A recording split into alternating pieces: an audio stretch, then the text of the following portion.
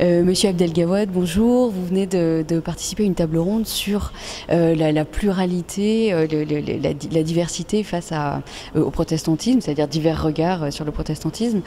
Qu'est-ce que vous gardez de ces échanges? Pourquoi c'était important pour vous qu'il y ait un représentant de l'islam à cette table ronde? À titre personnel, donc j'ai été pendant longtemps professeur de religion islamique en Belgique, et c'est notamment là que j'ai appris que lorsqu'il y a eu une immigration marocaine en Belgique et qu'ils ont cherché un lieu de culte, c'est précisément un temple protestant qui a proposé son lieu de culte pour que les musulmans puissent aller prier dignement.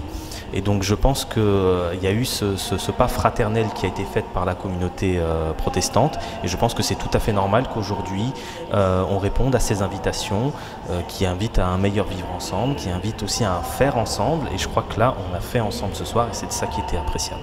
Alors sur votre micro, il y a écrit Vivre la fraternité, c'est un des leitmotifs de cet événement.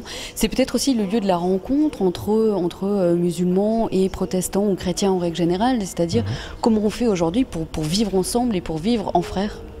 Je pense que c'est l'expérience de rencontre qui est importante. Parce que s'il n'y a pas la rencontre, il y a le fantasme. On fantasme l'autre et ces fantasmes peuvent être absolument délirants.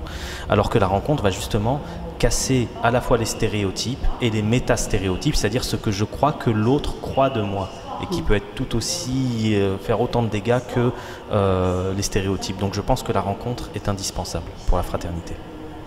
Et il y a des actions aussi qui peuvent être menées conjointement, des actions pour l'autre, c'est-à-dire en termes de, je sais pas, d'insertion ou d'accueil des migrants, ou de ce genre d'actions concrètes dans lesquelles les protestants sont très investis. Je sais que du côté musulman également, il peut y avoir des rencontres qui se font à cet endroit-là aussi.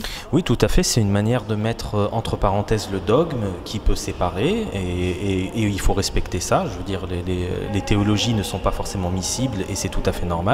Mais en revanche, ce qui va nous rapprocher, ça va être l'élan humain qui est en chacun de nous et qui nous pousse à aider notre prochain qui est tombé.